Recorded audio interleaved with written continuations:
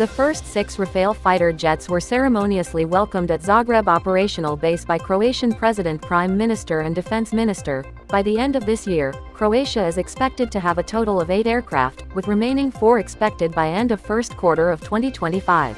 A Ukrainian E-300 fixed-wing long-range drone reportedly crashed in Russia, approximately 1,000 kilometers from the border. According to Russian media reports, the downed drone was equipped with a 360-degree multispectral sensor and was carrying a FAB-100 air-dropped bomb. Germany has given the green light to India's National Security Guard to purchase spare parts and accessories for MP-5 submachine guns. The lifting of restrictions for India will provide the Indian military, paramilitary forces, and state police forces additional avenue for procuring small arms. The Defense Ministry of Greece is negotiating with Israeli company Rafale to finalize a deal that will include the company's Spyder air defense system. The Spyder system provides comprehensive air defense solutions against various airborne threats, including missiles, UAVs, aircraft, helicopters and tactical ballistic missiles.